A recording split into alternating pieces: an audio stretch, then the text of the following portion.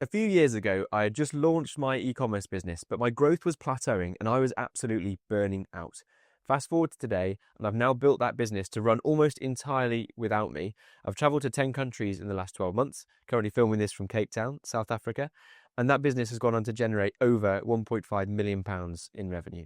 So in this video, I'm going to share with you the key breakthroughs, story time today, so you know exactly how I went from feeling trapped in that business to getting that business to run for me. Because if you're in that position, perhaps you're an e-commerce founder and you feel stuck in the weeds, wondering how can I scale without running myself into the ground, then this story is for you. So let's rewind just a few years of my story to where we picked this up. And it was when I had first launched my business. So perhaps it was about 6 months since I'd launched it. And the great news was that I had validated my offer. There was clearly a problem that my product was solving, and I could do that in a repeatable fashion. So I had a business, and acquisition was nailed. I could get customers coming in through the door. However, talks about that moment, I realized that my growth was plateauing. And it was because I, as the founder, was still responsible for everything in that business. So I was spinning all of the plates. If there was a customer phone call, if there was an email, if there was live chat, I was responsible to check it all. If there was a return to handle, an unhappy customer, if there was marketing to enhance the ad campaigns, if I needed to bring new products on board, it was all down to me to run that as a business owner. And it was very clear that the growth was plateauing because I couldn't give it any more. I had become the ceiling to my growth. And that was a real breakthrough to realize that I had taken it to its natural limit as far as I could take it. And it was all starting to stall and plateau because I couldn't give it any more of my time. So I was stuck in this weird middle ground where I had the initial success to get the business off the ground, but there wasn't enough success to give me that freedom to truly enjoy the benefits of what I had built up to that point. And there was a real moment that sparked the change for me, and it was rock bottom. And it was when I was starting to have sleepless nights because of handling certain customer issues. And it was a product that I delivered from my e-commerce business to someone's house in the UK. And they were calling and calling and calling because they weren't happy with how the product had arrived. But this customer had gone beyond my return policy. So I was just butting heads with this customer, but they wouldn't let it go. And so I took it so personally because as the business owner, if you're having complaints against your business, you take it so personally. And I realized that enough was enough. I was having sleepless nights. I was doing everything I could to grow this business, but it didn't ever feel like enough because I was dealing on the front line with difficult customers. So at that moment, I realized I hadn't actually built a business. I just built myself a worse job to manage. So there was a breakthrough moment that I had to go through because I was searching for an answer. And I came across a book called The E-Myth by Michael Gerber. And I read it while on holiday. My girlfriend and my dog went to Abu Dhabi, and I was reading this book called The E-Myth by Michael Gerber. And that book was all about how when you're growing a business, you're growing a system. You're building an income generating machine, something that runs independently from the founder and something that should be able to run if the founder is away or ill. And it should still be running and scaling without needing constant input by the founder. And that was a massive mindset shift, a massive breakthrough for me to go through, to see that business as an asset rather than a job or a hobby, something that I was doing. And that changed everything for me. So from that moment, I started to document everything I was doing in my business. So every process, every task, every time I was thinking, how do I do that again? It all went down into an SOP checklist of how I did everything in my business. And I started to consolidate how those processes fit together so that the business runs, and it was all starting to get down on paper rather than being stuck in my head all into SOPs. And then I could go out to a job market and put job posts out to hire a virtual assistant, so somebody working offshore in the Philippines, to handle those SOPs because it was all documented already for how to run the business. But at first, I made all of the classic mistakes. So I hired too late. I was delaying because I didn't see it as an investment. I saw it as a cost for the business. Also, I was holding on to tasks for too long, even when I was ready to hire a VA, because I thought they needed more training, they needed more onboarding before they were ready to take over the live chat or the emails or the phone calls or the order fulfillment. But finally, once I let things go, that's when things exploded.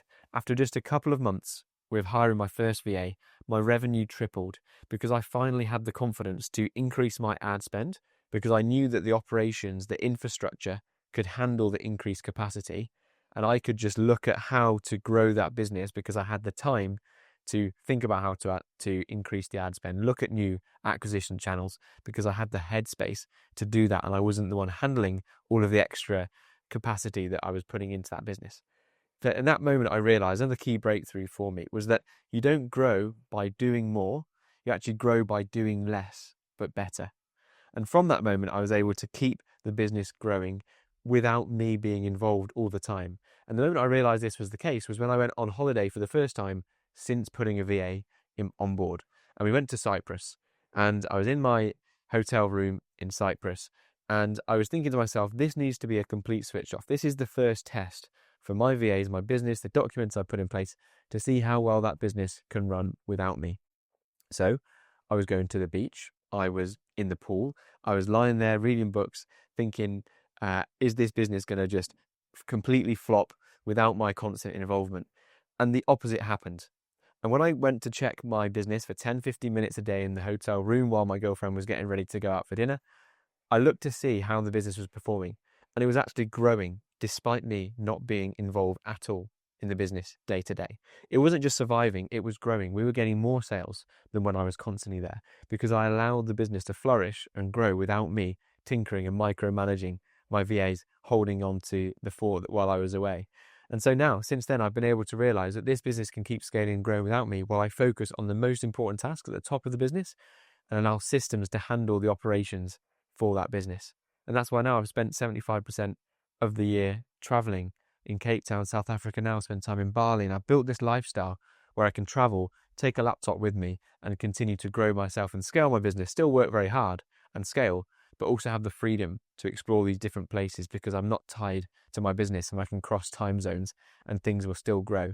And that is the business now, that same business that's generated well over £1.5 million in revenue. But the most important part of that is that it grows and it runs without me. So big key breakthrough lessons take away from this is that you are the ceiling to your business unless you can get out of the way and allow your capacity to grow when you put people in place. By hiring VAs and systemizing and automating the business so it runs without you, your business will then grow above the ceiling that you initially had on yourself, because you then have the time to focus on the most important tasks. You have the time to enhance your skills in the income generating tasks, and you can hire real specialists to handle the part of the businesses that you shouldn't be running. When you put your operations in place, that's when it changes from being chaos to being scalable, and you can actually enjoy the freedom of the growth. And it's not about just taking a step back and having a business that runs without you. It's about taking a step back and allowing the business to scale while you focus on the things that you know not only do you enjoy the most, but you know grow the business more than anything else. Now, because I've been able to outsource the running of my business day to day, I'm able to invest my time into things that I'm generally passionate about doing. And that is helping other e-commerce business owners get off the ground and to help them to take the step back from running their own business so they can scale further than they ever thought possible before. And that is a true passion for me. It's only possible because I've got the time and ability to do that. And I realize that systems thinking, automation, delegation, it doesn't come naturally to everyone, but it's the part of the business that I truly enjoy the most. And now I've worked closely with others in the last year or so to hire VAs for them and put these people in place with clear systems for them to implement and processes to follow. I've automated parts of the business so it runs without them. And if you class a VA as automation, then it's completely automated in the day-to-day running of the business. So they're able to travel. One of my clients is in Italy right now. They're able to scale their business to 100K plus because they have the capacity to handle the higher levels of business.